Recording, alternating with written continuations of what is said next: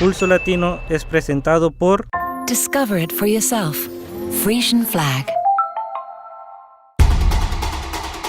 Hoy en Pulso Latino. El cuerpo policial hizo una detención de película en el área de San Nicolás, donde retuvo a 8 sospechosos. El Nobel de Literatura Gabriel García Márquez está hospitalizado.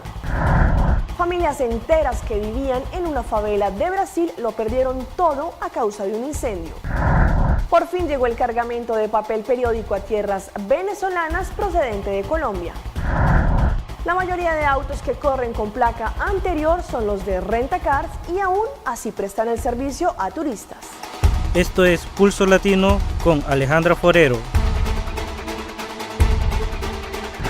Bienvenidos a una emisión más de Pulso Latino. Agradecemos por su sintonía. Iniciamos nuestra emisión con imágenes en exclusiva del momento justo en que el cuerpo policial, después de hacer una investigación en San Nicolás por el robo de un televisor, se encontró con una situación inesperada, la cual dio como resultado la detención de 8 personas y fue necesario la fuerza para detener el incidente que se presentó en Mabón.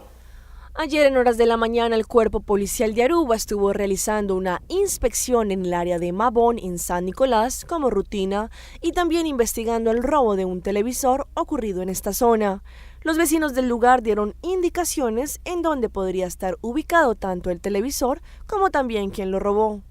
Pero la policía en esta acción se vio enfrentada a un grupo de jóvenes que quisieron complicar tanto la investigación como la detención.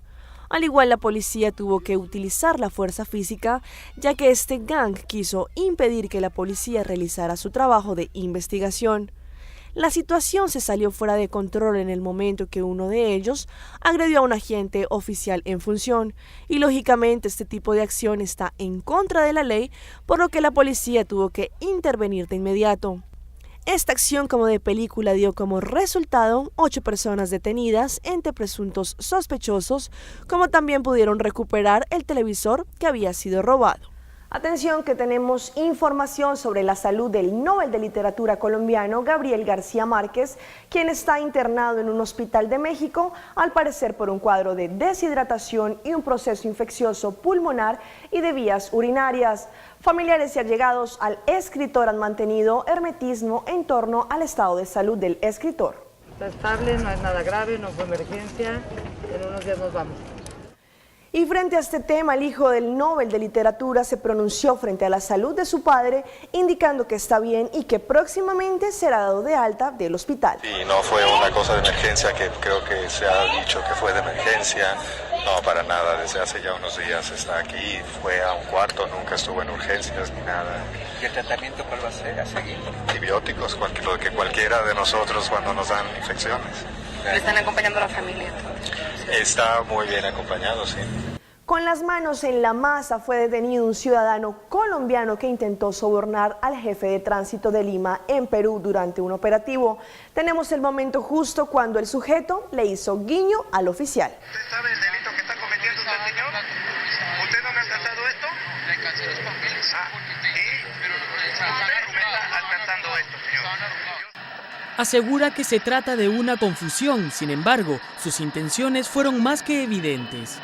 Yo soy el comandante jefe de unidad de acá. Usted está en un delito. ¿Se equivocó? Se equivocó. No se equivoque conmigo, señor. Y es que este ciudadano colombiano intentó sobornar nada menos que al propio jefe de tránsito Lima Este con un billete de 50 soles, cuando lo intervino por manejar en sentido contrario por la avenida La Molina. Cristian Iván Garzón Hernández, de 23 años, no contaba con brevete ni tampoco tenía permiso para usar lunas polarizadas. Al momento de la intervención estaba acompañado de una joven. El comandante Lucio Guayama Guevara detalló cómo fue que intentaron sobornarlo. Me entregó de esta manera el SWAT, de esta manera con 50 soles en el interior. Inicialmente me indicó de que él me ha entregado esto porque se le había pegado el billete, ¿no? ¿No sabes que acá en Perú se debe respetar las leyes o cómo es? ¿Ah? Abre la puerta de tu ¿Qué tienes que decir? ¿Qué tienes que decir en tu defensa? Abre la puerta. ¿Has ofrecido tus 50 soles a la policía? El extranjero fue llevado a la comisaría de Salamanca para rendir su manifestación. Observó de cerca cómo los efectivos realizaron el peritaje vehicular a su moderno auto marca Hyundai, el cual estaría valorizado en $30.000. Cristian, ¿a cuánto? Me están involucrando en problemas que no tengo nada que ver yo. Pero, ¿y por qué te involucran? Esa es la pregunta. Porque son racistas. ¿Por eso tú crees que hay un problema? Racistas. ¿Sí? ¿Hay xenofobia aquí? Son racistas, xenofobia. No es cierto porque mi señora me pasó los documentos y el billete 50 soles. Nunca quise dárselo.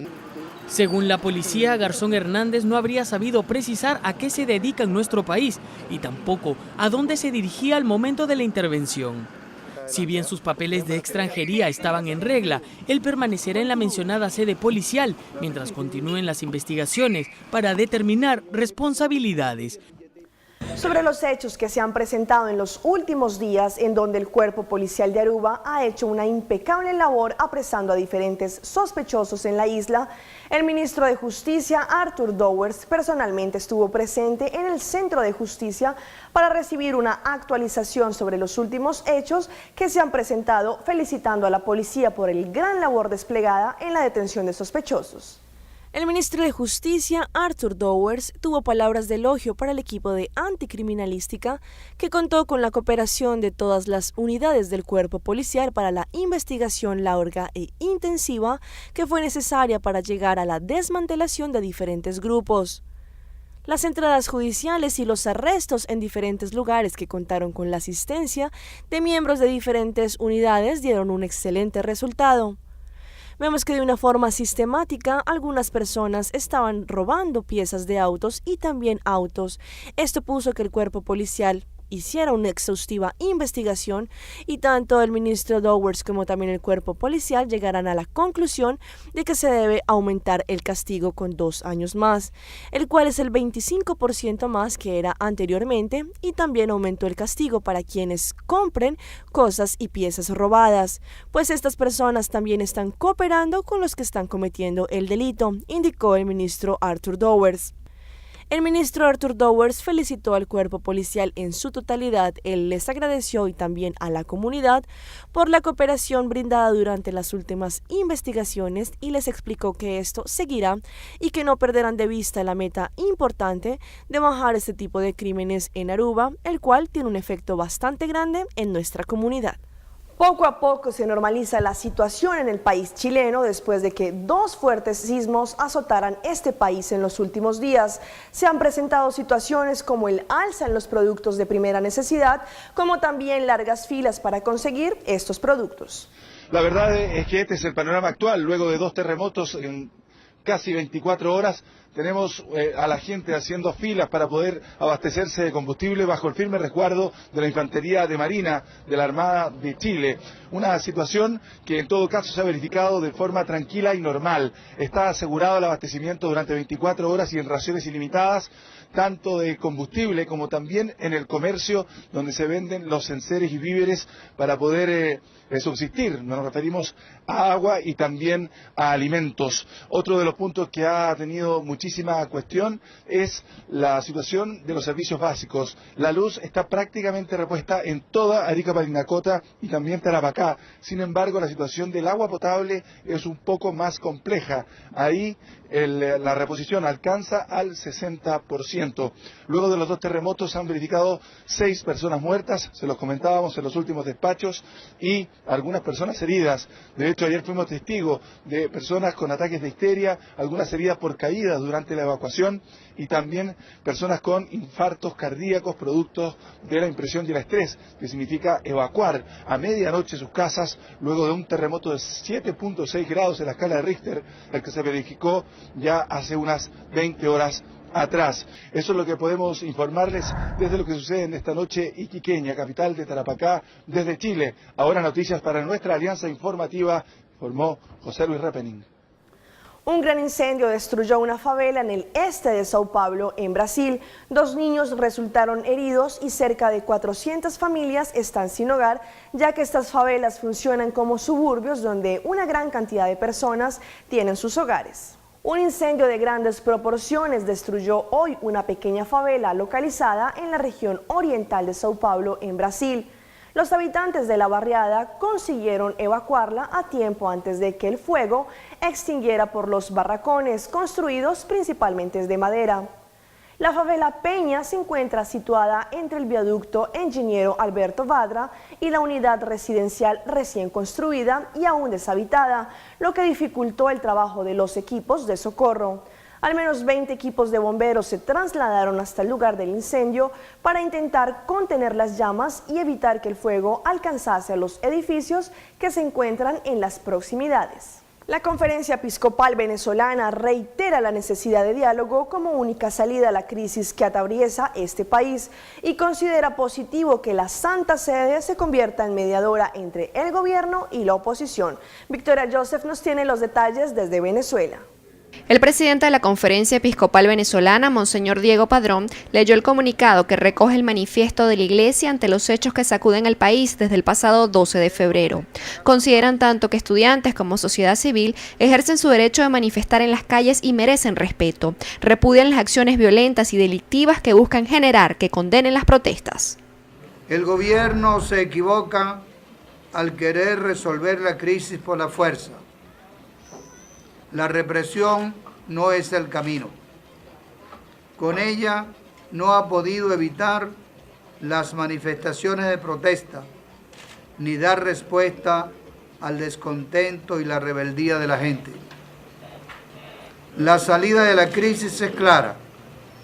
El diálogo sincero del gobierno con todos los sectores del país, con una agenda previa y condiciones de igualdad. El episcopado reitera la solicitud al gobierno nacional de desarmar los grupos civiles. El cardenal Jorge Urosa Sabino, arzobispo de Caracas, aplaude la posibilidad de que el Vaticano intervenga como mediador en el diálogo entre gobierno y oposición. La Santa Sede tiene una gran experiencia en negociaciones de conflictos, etcétera, de manera que sería muy positivo y que tanto el gobierno como la oposición formalicen la solicitud a la Santa Sede para que ayude a llevar adelante este necesario diálogo entre las partes que están actualmente en conflicto en Venezuela. En solidaridad con las poblaciones más afectadas por los hechos de violencia registrados en el país durante los últimos días, la Conferencia Episcopal Venezolana hizo un llamado a aprovechar los días de Semana Santa y rezar por ellos. A los católicos exhortaron a que hicieran un ayuno el Viernes Santo por aquellos que perdieron a sus familiares y aún los lloran. Victoria Joseph, Noticiero Venevisión. Y continuamos haciéndole un seguimiento a la noticia de la víctima de ácido en Colombia. El caso de Natalia Ponce de León, la mujer atacada con ácido el jueves pasado y que tiene conmovido al país colombiano, sigue generando reacciones. El presidente de este país, Juan Manuel Santos, ofreció 75 millones de pesos, unos $35.000, a las personas que delaten quiénes están detrás de esos ataques con ácido. Cada globo rosado representaba el nombre de Natalia Ponce de León. Cada uno contenía un mensaje de lucha a esta mujer que fue atacada con ácido hace una semana en Bogotá y quien por varios años, como afirmó Julia Gutiérrez, su mamá, caminó sonriente por los pasillos del Politécnico Gran Colombiano, en donde recibió su título de medios audiovisuales en el 2006. Con la fuerza que viene, voy a ayudar a que eso no pueda seguir pasando. Es demasiado triste. Y muchas gracias por esta muestra de amor que solamente nos ha hecho unirnos más y tener valor. En el pasado la embarré, está muy bien. Antes de retirarse del recinto, pidió que los globos fueran elevados al cielo como símbolo de amor hacia Natalia y aseguró que les mostrará a su hija las imágenes captadas de ese momento. La vida misma nos enseña a todos nosotros que esto es algo que nos llega mucho al corazón. Entre tanto, desde Cali, el presidente Juan Manuel Santos aumentó la recompensa por información sobre los responsables de recientes ataques con ácido a mujeres. 75 millones de pesos para cualquier persona que nos dé la información sobre responsables de este tipo de crímenes. Según el último parte médico del Hospital Simón Bolívar, Natalia Ponce continúa en la unidad de cuidados intensivos, evoluciona satisfactoriamente y será operada por tercera vez este viernes. Vamos a un corte comercial, pero ya regresamos con más información aquí en Pulso Latino.